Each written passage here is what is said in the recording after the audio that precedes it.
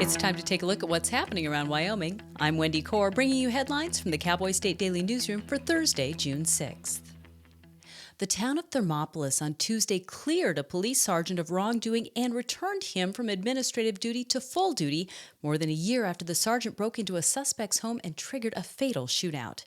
Cowboy State Daily's Claire McFarland reports that although Sergeant Mike Mascoro broke into the Thermopolis home of Buck Larimore without a warrant on April 28th of 2023, the town of Thermopolis elevated Mascoro back to full duty on Wednesday. The illegal entry opinion from the special prosecutor that oversaw this case sparked quite a bit of public debate and protests in the town of Thermopolis. The mayor and attorney said, "We disagree with the special prosecutor's opinion on this case, and we disagree that he entered illegally. We think he had exigent circumstances that justified him breaking into that home."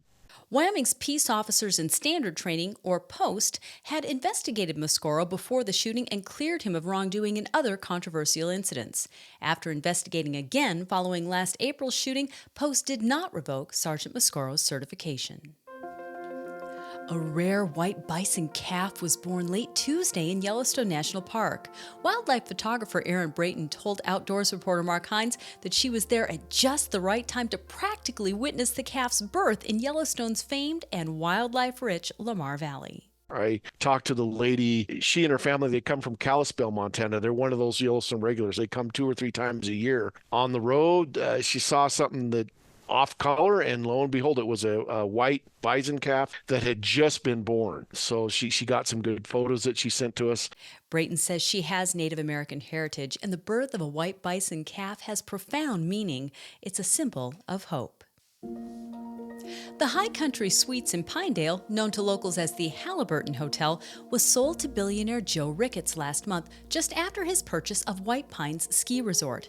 Ricketts, who founded the stock trading firm Ameritrade and owns the Chicago Cubs, has drawn criticism from locals, according to Cowboy State Daily's Renee Jean. He's pushing a controversial 230,000 square foot resort in the Hoback Valley near Bondurant. The resort has drawn criticism from residents of the valley. He's been buying up property in the valley. Every time someone sells, he buys it up. Many of his neighbors still recall his proposal to rename Bondurant to Little Jackson Hole some years back. So he didn't make any friends with that particular proposal.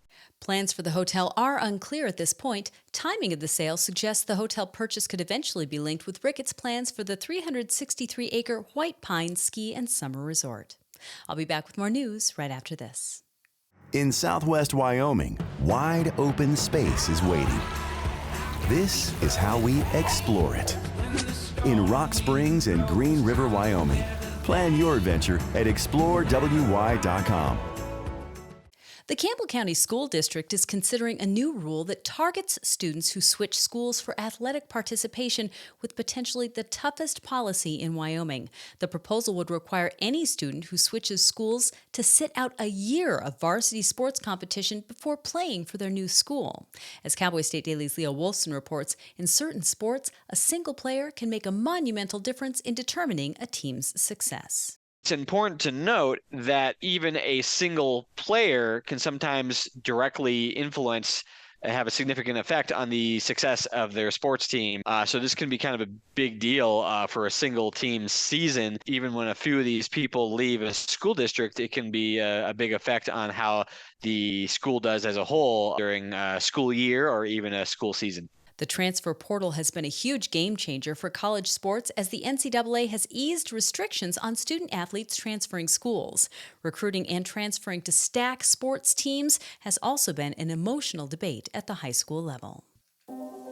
The world's largest animal rights organization is suing the public airport that serves Rock Springs, saying the airport discriminated against it by not allowing an advertisement equating leather carry-on bags with animal cruelty. People for the Ethical Treatment of Animals, or PETA, sued the Southwest Wyoming Regional Airport and its director on Tuesday, according to Cowboy State Daily's Claire McFarland. So PETA is saying a few things. It's saying that it tried to have this cow cruelty ad posted in the airport there in Rock Springs, and that the airport rejected that effort, that the airport did so on the basis of viewpoint discrimination, that it was because of PETA's viewpoint that it was rejected, is the allegation. And then it's also alleging that the terminal at the public airport is some degree of public forum, which makes viewpoint discrimination unconstitutional.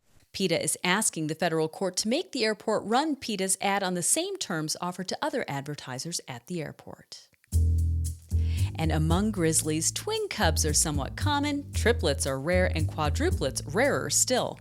That's why a Yellowstone tour guide on Wednesday was so surprised to see a grizzly with quintuplets, 5 cubs. The guide reached out to Outdoors reporter Mark Hines. We got a video this afternoon from a tour guide, a mama grizzly in the northern part of the park with 5 cubs. I don't know if there's been a documented instance of a grizzly with 5 cubs, but regardless, it's still pretty awesome to see a mama grizzly in Yellowstone with 5 healthy cubs running around. Wyoming's beloved Grizzly 399 wowed the world in 2020 when she emerged from her den in Grand Teton National Park with a litter of 4 cubs. She raised all 4 to the age of independence, about 2 years old. And that's today's news. Get your free digital subscription to Wyoming's only statewide newspaper by hitting the subscribe button on cowboystatedaily.com. I'm Wendy Corr for Cowboy State Daily.